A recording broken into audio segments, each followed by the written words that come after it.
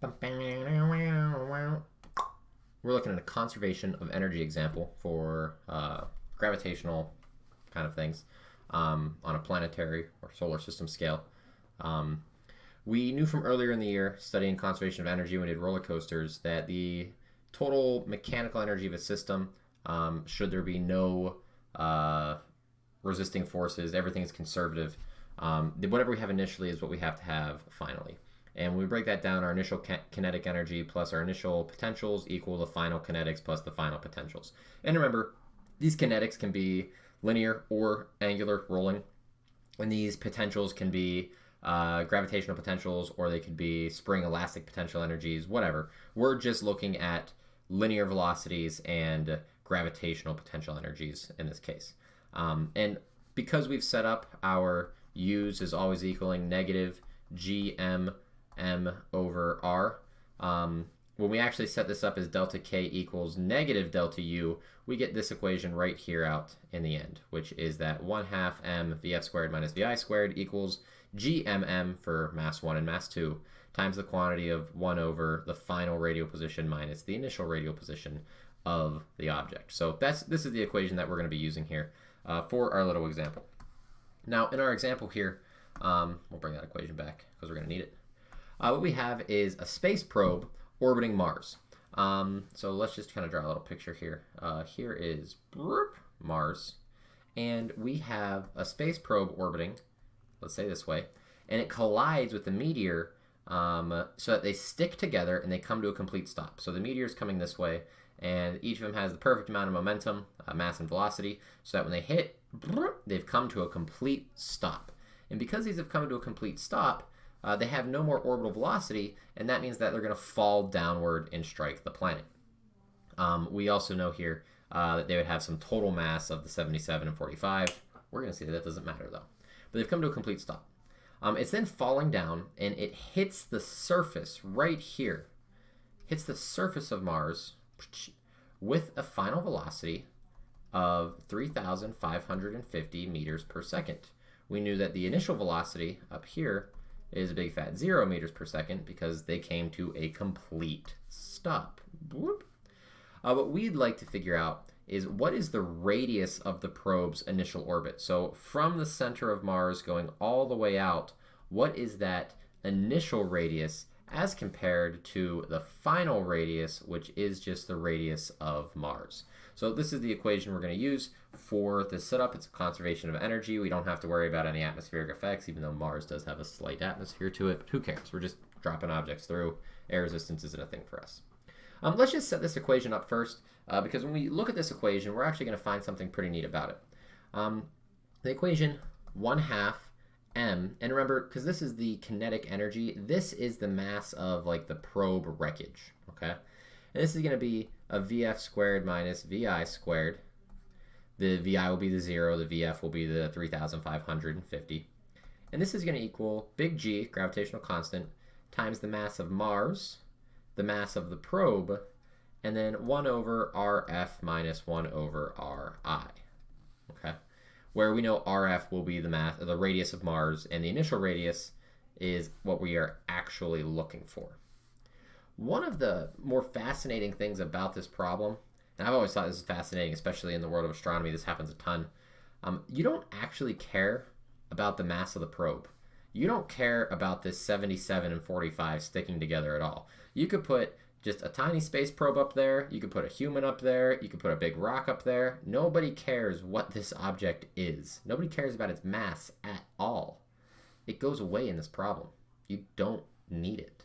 So because of that, we actually just have the 1/2 of vf squared minus vi squared equals gm times the quantity 1 over rf minus 1 over ri.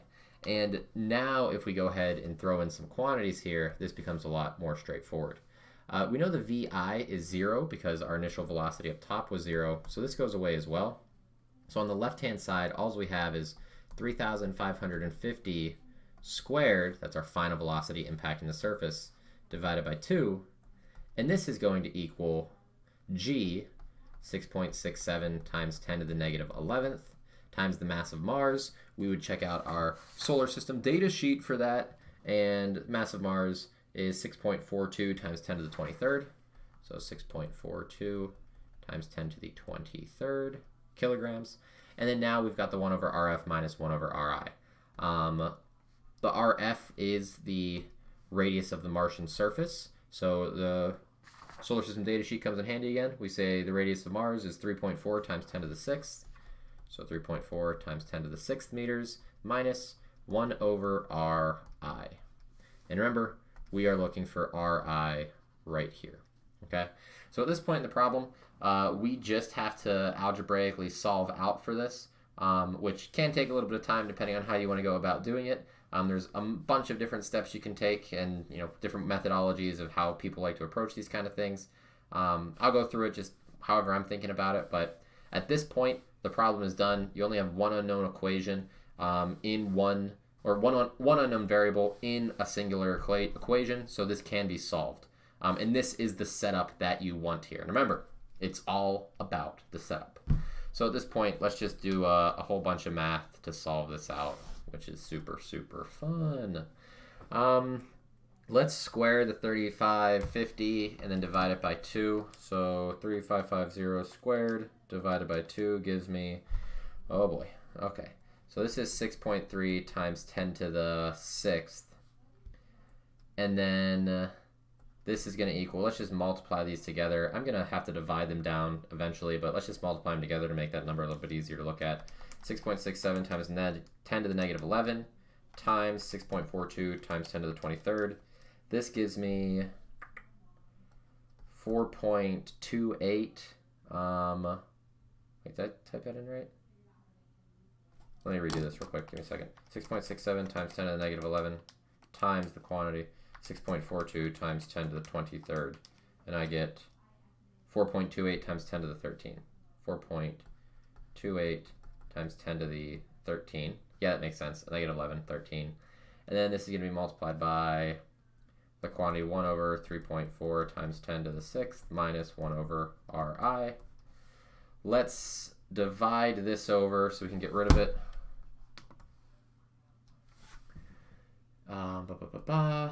So when we do that, we're dividing by 4.28 times 10 to the 13. This is actually going to give me a negative number, or a negative exponent, so it's going to be a very small fraction here. But that's okay because this is all upside down anyways. So 6.3 times 10 to the 6th divided by 4.28 times 10 to the 13 gives me 1.47 times 10 to the negative 7th, so there's our very small number. And then this is going to equal 1 over 3.4 times 10 to the 6th minus 1 over Ri. I cannot just flip this yet. I need to get rid of this right here. So what I'm going to do is I am going to subtract that quantity over. So I'm going to subtract from each side 1 over 3.4 times 10 to the 6th. This is weird because you are subtracting the quantity 1 over 3.4 times 10 to the 6th. So minus 1 over 3.4 times 10 to the 6th. That gets rid of that. So we can do 1.47 times 10 to the negative 7th, which is a very small decimal. 1.47, there you go. Minus the quantity, so I'll put a parenthesis here, of 1 divided by 3.4 times 10 to the 6th. And this right here is actually a small decimal as well. So whenever we put these together, we get, let's pick a new color, let's go purple. We get now, I'll bring it over here, negative 1.47 times 10 to the negative 7th equals negative 1 over Ri. The negatives divide out from each other, and now we can take the inverse of this. So we'll take the reciprocal of each side. So 1 over 1.47 times 10 to the negative 7th equals, and then 1 over Ri is just Ri. And let's see what we get here. So 1 divided by 1.47 times 10 to the negative 7th gives us, well, what number is that? 6.8 times 1, 2, 3, 4, 5, 6. 6.8 times 10 to the 6th, and since we're in SI units, that is in meters.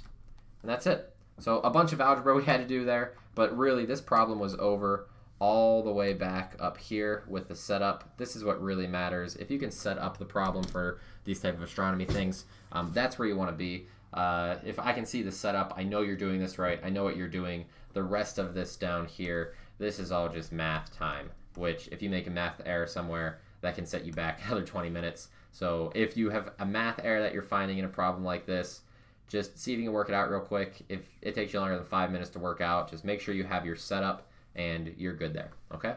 But with that, these kind of conservation of energy problems are pretty straightforward. You just got to recognize what you have final initially. You need to recognize what you have for velocities and positions.